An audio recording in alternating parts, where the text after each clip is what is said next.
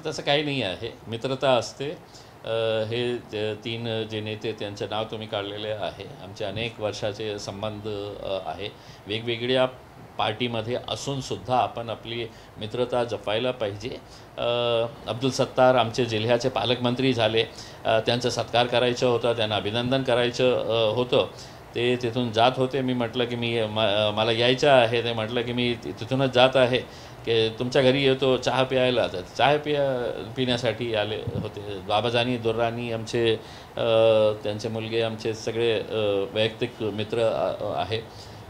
आणि राजू शेट्टी साहेब जेव्हा आले तर नक्की एक आज जी महाराष्ट्राची जी परिस्थिती आहे, सगळ्यात जास्त हैराण परेशान कोणी असेल तर या राज्याचा शेतकरी आहे. आणि एका प्रामाणिक शेतकरी नेत्याला कसा प्रकारे पराभव पत्करावा लागता याचं प्रमुख उदाहरण म्हणजे राजू शेट्टी साहेब. कोणालाही विश्वास बसत नाही होतं की राजू शेट्टी साहेबांचा पराभव होऊ शकेल, पण अल्टिमेटली सगळ्यांना माहीत आहे महाराष्ट्रामध्ये जे निकाल आले ते सगळं जाती, धर्म आणि पैशाच्या आधारावर आले होते. तर त्याच्यानंतर पराभव झाल्यानंतर त्यांचे समर्थक त्यांनासुद्धा असं वाटलं की आपण एक नवीन समीकरण तयार करू, नवीन अलायन्स, नवीन थर्ड फोर्स एक तयार करू. तर त्याच्या संबंधितही त्यांनी सांगितलं, मी होकार दिलं. मी म्हटलं की अलायन्स हो किंवा नाही हो, माझी एक इच्छा आहे की तुमच्यासारखे लोकांनी विधानसभेमध्ये जायला पाहिजे आणि तुम्हाला मदत करण्यास तयार आहे. आणि उद्या समजा काही अलायन्सचा निर्णय होतील तर आम्हीही त्याच्यामध्ये सामील होण्यास इच्छुक असणार आहे. राजू शेट्टी सुद्धा अशा काही संघटनांना, पक्षांना सोबत पाहत आहे की जे खरंच समाज सेवेमध्ये आगळे आहेत. त्याविषयी काही चर्चा झाली की तुम्हाला सोबत घेतात कधी? चर्चा खूप झाली. आणि त्यांचेच सोबत जे कार्यकर्ते आले होते, त्यांचे पदाधिकारी जे होते, त्यांचीही इच्छा आहे की काहीतरी एक नवीन प्रयोग करायला पाहिजे महाराष्ट्रामध्ये. कारण लोकांचा विश्वास जे प्रस्थापित नेते आणि पॉलिटिकल पार्टीज आहे त्यांच्यावर संपलेला आहे. तर अशा प्रकारचे फोर्सेस एकत्र आले आणि एक कॉमन मिनिमम प्रोग्राम तयार झाला आणि सगळे लोक एकमेकांना ॲकॉमोडेट करण्यास तयार असेल. नाहीतर कोणीतरी उठणार आणि सांगणार की मला 200 सीट्स देणार का, तर ते फिसकटणार, ते होणार नाही. तर इनिशियल आहे. आता माझे बेस्ट विशेस आहे राजू शेट्टी साहेबांना की ते जे प्रयत्न करत आहे त्याच्यामध्ये त्यांना सक्सेस मिळालं तर आमचीही इच्छा असेल त्यांच्यासोबत जाण्यासाठी.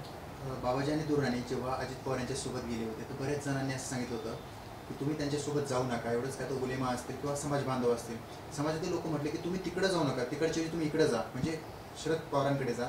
तुम्हाला असं वाटतंय का जी सत्तेमध्ये असणारा पक्ष आहे समाज त्यावर एवढा तिरस्कार करतोय? नाही, हे खरी गोष्ट आहे की आज महाराष्ट्र असू द्या किंवा देशमध्ये असू द्या, मुस्लिम वोट बँकने आपली ताकद दाखवून दिली. एकत्र त्यांनी इंडिया अलायन्सला मतदान केले. मुस्लिम मतं जे आहे ते भारतीय जनता पार्टीला कधी मिळणार नाही, कोणी देणार नाही. आणि स्वाभाविक आहे की त्याचा फटका त्यांचे अलायन्स पार्टनर्स जे असते त्यांनाही बसतो. ते महाराष्ट्रामध्ये जे निकाल आलेला आहे किंवा देशामध्ये जे निकाल आलेला आहे त्याच्यातून स्पष्ट होतो की मुस्लिम आणि दलित समाजांनी एक गठ्ठा मतं त्यांना दिले औरंगाबाद वगळून. तर अशा परिस्थितीमध्ये त्यांनाही हे भासलं असेल की बाबा येणाऱ्या विधानसभा निवडणुकीमध्ये मुस्लिम समाजाचा समर्थन मिळणार नाही अजित पवारच्या पार्टीमध्ये राहून. तर त्यांनी ते निर्णय घेतला असेल, त्यांचा व्यक्तिगत निर्णय आहे ते. राहुल गांधी बऱ्याचदा संसदेत यायची, तुम्ही सुद्धा त्या वेळेसोबत असाल, तर असं काही तुम्हाला वाटलं की राहुल गांधी चरस किंवा गांजा ड्रग्ज घेऊन येत होते? कारण असं कंगना राणावत म्हणतात की ते चरस गांजा घेऊन त्या ठिकाणी भाषण करतात, वक्तव्य करतात. सगळ्यात जास्त हे जे कारोबार चालतं ना नशेचा, ते हिमाचलमध्ये चालतं. आणि कंगना रनौत जे आहे ना ते तिकडची खासदार आहे. तर दुसऱ्यावर बोट दाखवताना कंगना रनौतने आपल्या राज्यामध्ये कशा प्रकारचे ड्रग्सचा, नशेचा कारोबार होतो त्याच्यावर लक्ष दिलं तर मला वाटतं की चांगलं होईल. पण काय आहे की ओव्हर एन्थुसियास्टिक असतं ना की पहिल्यांदा आपल्याला लोकसभा बघायला मिळालेले आहे, तर काहीतरी आपल्याला बोलायचे आहे, तर मीडियाच्या लाईमलाईटमध्ये राहण्यासाठी अनेक लोक असे प्रयोग करतात. म्हणजे त्याच्या अगोदर भारतीय जनता पार्टीची एक अमरावतीची खासदार होती, तिला माहीत होतं की आपण काहीतरी वेगळं बोललं तर मीडियामध्ये आपल्याला तर ती बाईला काय झालं ते सगळ्यांना माहीत आहे. आता हे नवीन बाई आलेली आहे, ती पण दररोज काही ना काही बडबड करतच राहते. उद्धव ठाकरे म्हटले एक तर तू राहशील किंवा मी राहील, खास करून ते अशा लोकांना बोलले ज्यांच्यामुळे त्यांची आज परिस्थिती झाली आहे. तुम्हाला काय वाटतं हे राजकारणात तू राहील किंवा मी राहील इथपर्यंत पोहोचले किंवा पुढापुढीपर्यंत पोहोचले? नाही, ते आपल्याला काही दिवसानंतर आपल्याला रस्त्यावर बघायला मिळणार म्हणजे मिळणार. तुम्ही लिहून घ्या, हे दाखवा की आता जी लढाई जी आहे ना ते काही भाषणापुरती राहिलेली नाही आहे. रस्त्यावर ठोकून काढण्याची राजनीतीपर्यंत महाराष्ट्र गेलेला आहे.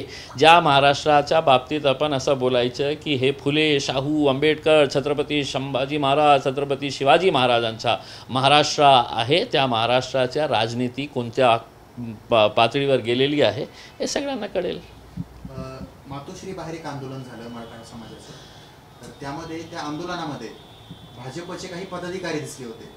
मग असंच हे समजलं जाते का ह्या आंदोलनं करून राजकीय पक्षाच्या पोळ्या भासतात? बघा, मी माझी व्यक्तिगत राय एक बोलतो की जे रिझर्वेशन आहे मराठा समाजांचा असू द्या किंवा दुसऱ्या समाजाचा, जोपर्यंत आपण कॉन्स्टिट्यूशनल अमेंडमेंट करणार नाही तोपर्यंत ते शक्य होतच नाही. आणि ते कॉन्स्टिट्यूशनल अमेंडमेंट राज्य सरकारच्या अधिकारात आहे का नाही आहे. मग हे गोष्ट खरी आहे का नाही आहे की मोदी साहेबांनी सांगितलं होतं की हे मराठा रिझर्वेशन कोणत्याही परिस्थितीमध्ये दिल्लीपर्यंत आणू नये, ते तुम्हाला जे करायचे आहे महाराष्ट्रामध्ये करायचं आहे.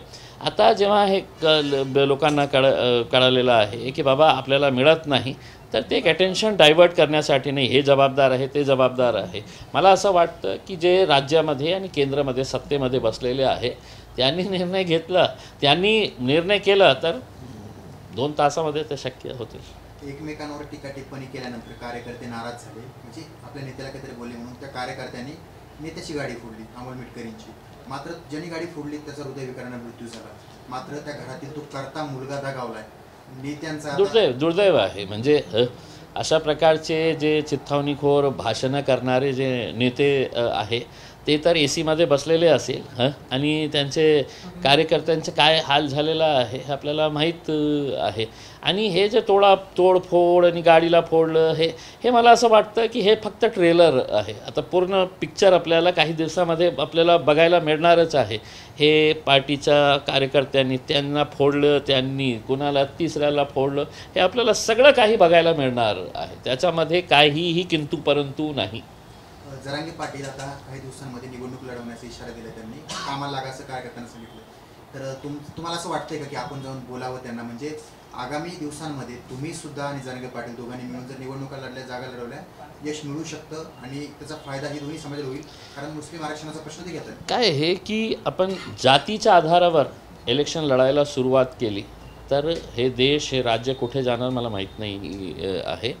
आपण सगळ्यांना सोबत घेऊन राजनीतीमध्ये राहिलं आणि सगळ्यांच्या बाबतीत विचार केला तर मला वाटतं की हे चांगलं प्रयोग असणार आहे. नाहीतर फक्त असा की OBC, मुस्लिम, दलित, मराठा, मुस्लिम, दलित असं न करता आपण सगळे समाजामध्ये चांगले चांगले लोक आहे, सगळ्यांना संधी आपण दिली तर मला असं वाटतं ते चांगले प्रयोग होणार आहे.